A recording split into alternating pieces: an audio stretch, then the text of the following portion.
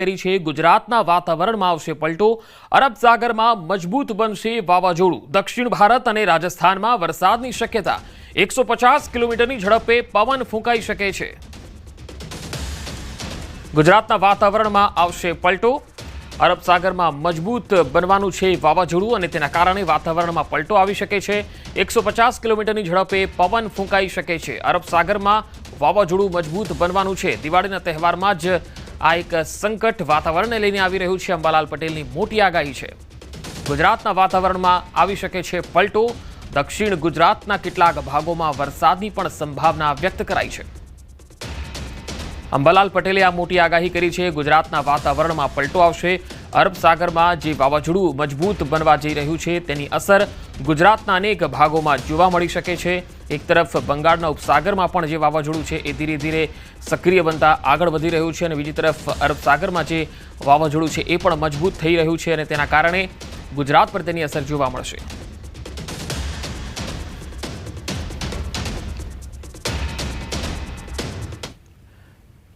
વધુ માહિતી મેળવીએ। સંવાદદાતા વિભુ પટેલ મારી સાથે જોડાયા છે। વિભુ, નવા વર્ષમાં વાતાવરણ કેવું રહેશે, શું કહી રહ્યા છે આગાહીકાર અંબાલાલ પટેલ?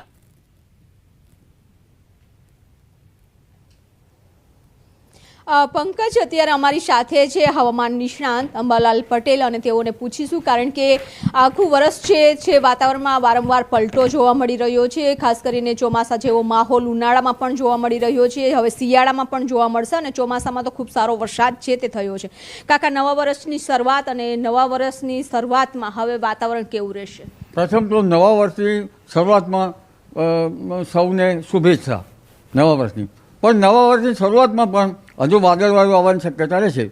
દિવાળી બાદ બેસતા વર્ષની શરૂઆતમાં પણ વાદળવાયુ આવવાની શક્યતા રહેશે અને લગભગ બંગાળના ઉપસાગરનો ભેજ અને અરબ સાગરના ભેજના કારણે હમણાં લગભગ બેસતા વર્ષની શરૂઆત સુધીમાં પણ દક્ષિણ ગુજરાતના ભાગોમાં અને મધ્ય ગુજરાતના ભાગોમાં ક્યાંક વરસાદ થવાની શક્યતા રહેશે।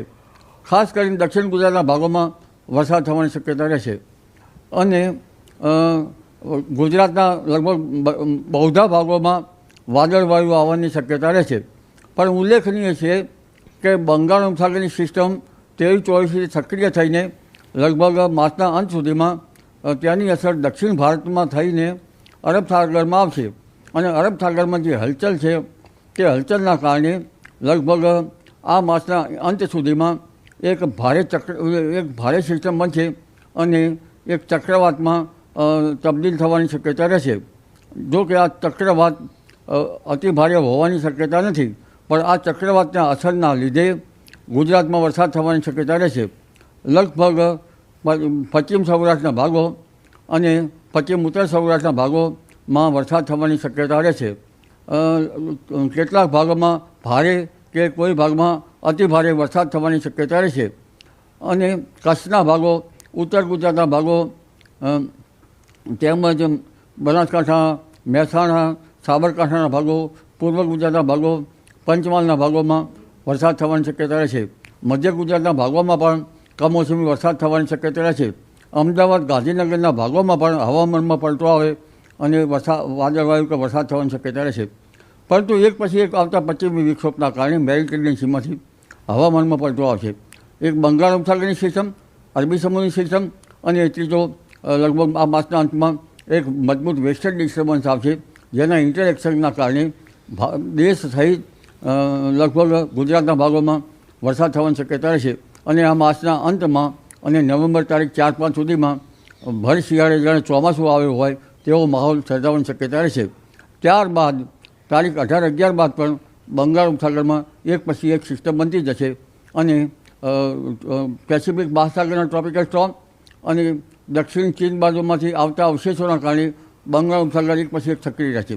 હમણાં સી ટેમ્પરેચર પણ સાનુકૂળ છે અરબ સાગરનું, બંગાળ ઉપસાગરનું, જેના કારણે આ સિસ્ટમો બની રહેશે।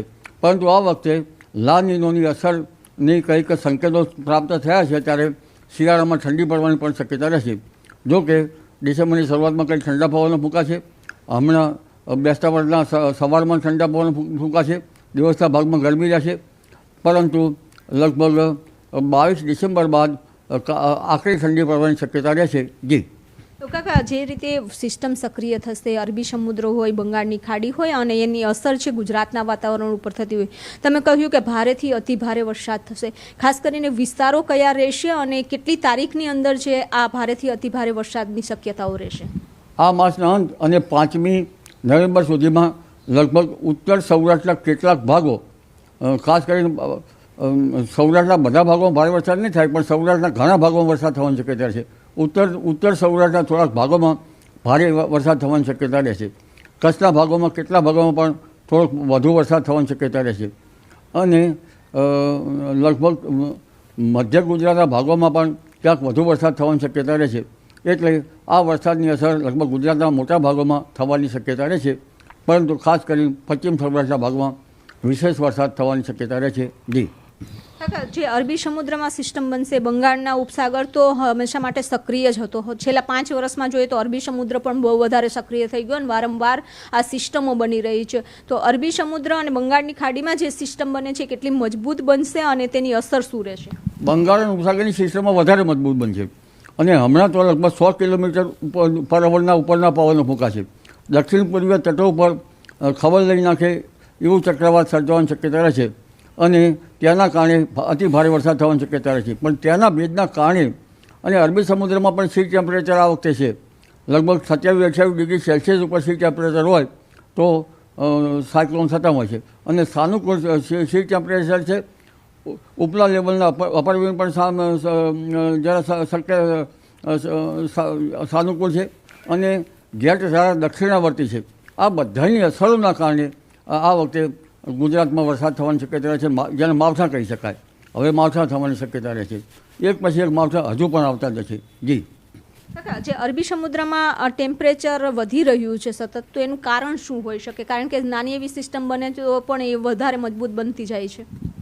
અરબી સમુદ્ર હમણાંથી સક્રિય રહ્યો છે કારણ કે લો પ્રેશરની અસર, ખાસ કરીને લો પ્રેશરની અસર અને પેસિફિક મહાસાગર ગરમ રહ્યો, હિન્દ મહાસાગરમાં કંઈક ગરમી ટકી રહેવી, એટલે આ બંને સાગરોમાં હજુ પણ સી ટેમ્પરેચર કેટલાક જાણા અજાણ્યા બળોના કારણે જરા વામ રહ્યું છે, જેના કારણે આ અસરો થાય છે.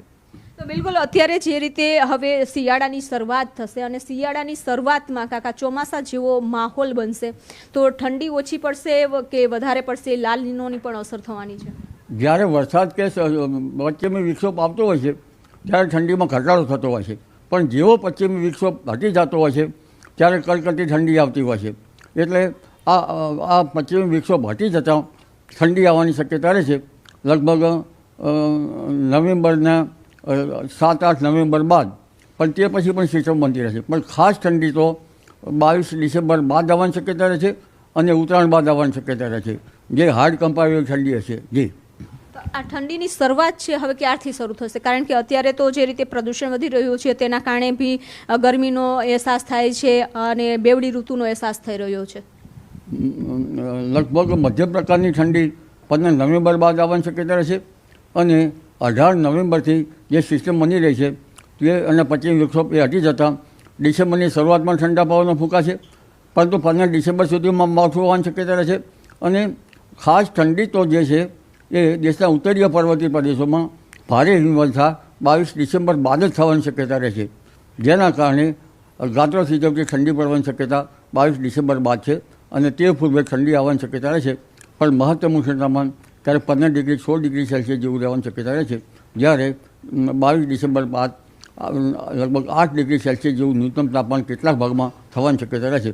ખાસ કરીને મહેસાણાના ભાગોમાં ઠંડી, ઉત્તર ગુજરાતના ભાગમાં ઠંડી વધારે પડશે અને કેટલાક મધ્ય ગુજરાતના ભાગોમાં વધારે ઠંડી પડશે, કચ્છના ભાગોમાં વધારે ઠંડી પડશે અને સૌરાષ્ટ્રના ઉત્તર સૌરાષ્ટ્રના ભાગમાં વધારે ઠંડી પડવાની શક્યતા રહે છે. જી અત્યારે જે ઠંડી પડશે, ફરી વરસાદ થશે, ચોમાસા જેવો માહોલ બનશે, તો જનરલી જોયું છે કે ચોમાસાનો જે પાક હતો એ પાછોતરો વરસાદ થવાને કારણે ખૂબ મોટું નુકસાન થયું છે. નવરાત્રિમાં જે વરસાદ પડ્યો છે એના કારણે હવે શિયાળુ પાકની શરૂઆત થશે, ઘઉંનો પાક થશે અને ત્યારે જીરુંનો પાક થતો હોય છે.